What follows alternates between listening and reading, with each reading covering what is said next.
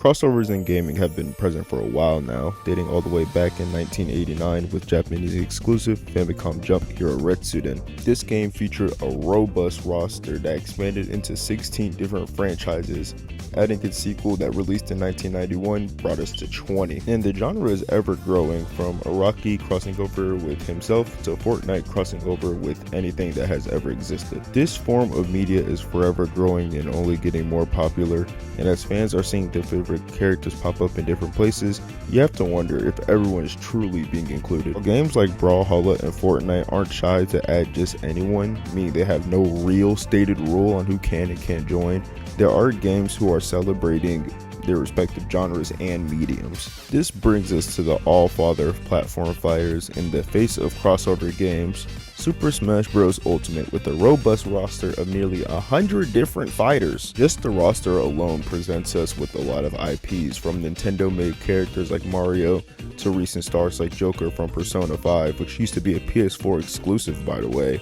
And we even have Sora, who's a character that comes from a crossover between Disney and Square Enix. And even Square Enix itself is a collab, so it's like crossover Jesus. Smash Bros. Prides itself on being a celebration of gaming, and I think they do it phenomenally, but they get some flack about the representation of their crossovers. Smash Bros. Players have pointed out the lack of black characters in their game. You know, they're lacking some melanin. But there are alt skins where you can play as these darker shaded characters, but they're all bunched and roped in with characters who are originally made with brighter complexions. So today I'm going to go through on why this may be, and also see if the solutions I've heard are ones that we could possibly work with. And before we get into the meat and potatoes of the meal here, I want to say I'm not calling Smash racist, I'm just pointing things out. I know there's a ton of legitimate reasons why these cases are here, and again, I'm just saying what I see. So, thank you and enjoy. Smash Bros. Has been a game since 1999, and since its creation, it has gotten a grand total of 0 black characters, maybe one of a darker complexion, that being Steve, but no canon race makes that a 0. But is this entirely Smash's fault? Smash roster is built on a celebration of gaming, and unfortunately for my darker shaded folks, they don't have much to choose from realistically. Black people already barely star in games now, and factor that in with quote-unquote Smash Bros. Worthy, and the chances are really slim. Mostly Japanese characters make up the roster, and the Japanese game doesn't tend to have a black lead. Next, black characters in gaming as a whole is a dry wasteland. Do me a favor, Google black video game characters like I did for this video and see what you get. Some fighting game reps from Tekken, Street Fighter, and Mortal Kombat, all games whose casts are built around the diversity of the universe. Then you have side characters in older games and Franklin from GTA. But everything else just tends to be black people / heroes in video games. Luke Cage, Miles Morales, Blade, Bo Jackson. Try! What? It is rough, but these are old lists, and it is somewhat better. But as far as Smash level characters go, it's pretty bleak. But let's look ahead. Let's really try and see if there is a black character that we can truly add to this game. Before I go over the people I think somewhat have a shot, I want to go over my no way in subspace section. There's 0 chances these people are added, and I think that when people bring these guys up, I'm being honest, I really just think they're trolling. There isn't too much to say here. Side character from an American game in Red Dead Redemption is just way too graphic to be in this game. Arthur or John would be the clear better picks, but there's no way in subspace that this game gets represented in general.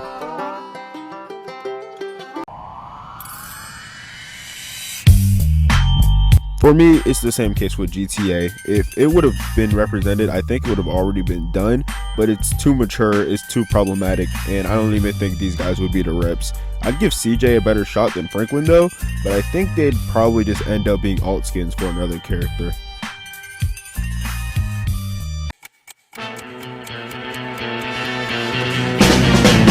To keep this one short and simple, I don't play much TF2, but I think at best they would be a me costume, and that would go to Scout for sure. And finally, to wrap this section up, I'm just going to slide Doc Lewis in here at the end. Lil Mac learned off his moves from Doc, so logistically he wouldn't add anything new to the game, but I think it would be fun if he was in the back, kind of like Pokemon Trainer. Or maybe they use the idea that they introduced in Super Smash Bros. Ultimate they barely use and make him an Echo Fighter, but Now I'm going to move on to characters that I actually think do have somewhat of a chance and kind of explain why they might have not been added yet or why they might not be added at all. I think Barret is probably one of the best characters that have a chance to make it in, but even in my opinion, I think even he is like a half-court heave. Final Fantasy is an expansive series with a lot of characters, and Final Fantasy VII already has 2 reps in Cloud and Sephiroth, so I think they would either A, probably just go on with a different game, or B, pick somebody else. And even I don't even think any of those are happening, because if you remember how strict and bare bones Cloud's content was when he first dropped, it was like Square Enix didn't want him there as is. Like, Buddy came with a stage, a character, and 2 songs in Smash for the Wii U. That man got nothing. Even down to his alt skins, like they did not want bro here at all. Hey, but when Sephiroth dropped, he got a great chunk of content. But if we were to get another not only Final Fantasy, but Final Fantasy VII rep, I don't think he'd beat out Tifa for the spot. And I think that might happen for maybe looks or playstyle. But I think Final Fantasy VII has closed down for Smash as a whole already. I'd give Barret, if I'm generous, a 6 out of 10. There's a chance we get Final Fantasy VII stuff, but the chances of that being Tifa seem much more likely. I think the true and best shot at making this happen are from other fighting game characters. Fighting games tend to be pretty diverse in their cast, maybe fighting styles, race, or even species. So I think eating off of someone's plate there might be Smash's best odds at diversifying their cast. What I think is probably the most iconic black fighter in a game is probably Jax from Mortal Kombat. He's definitely up there for sure. The only issue I see with Jax is that apparently that Japan isn't the most fond of Mortal Kombat, and I really don't know how true that statement is. I just heard it, so I won't dive too deep into it. But I will say that if Mortal Kombat were to be added, it would definitely be Scorpion, Sub-Zero, Liu Kang, or Raiden. Hell, maybe even a Khan. He's a pretty good distance from the top of the pecking order, and even his own faction of the Special Forces, he'd still be fighting for second, being behind Johnny Cage for sure, and maybe flip-flopping with Sonya. And the character Eddie kind of suffers from this same issue. Jin and Heihachi are right there, and I think even then a character like King could beat him out, but Eddie just sounds so fun to see in Smash. I could close my eyes and imagine Bullrog being this type of heavyweight Little Mac, and I think that would be pretty dang interesting to see.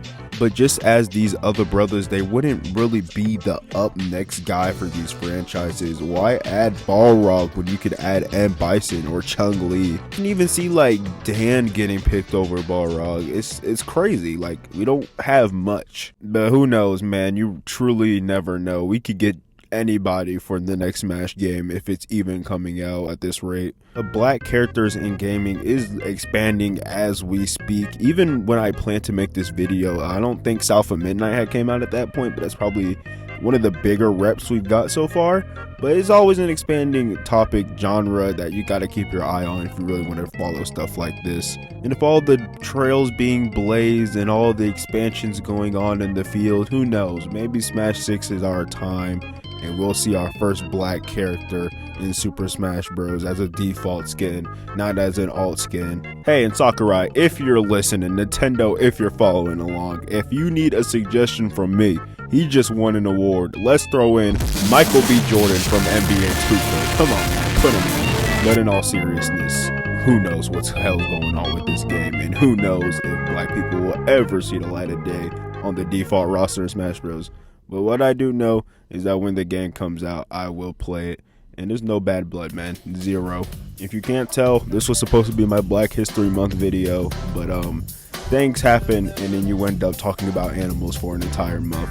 But if you like what you see here, make sure you leave a like, subscribe, and I'll see you in the next one. Deuces.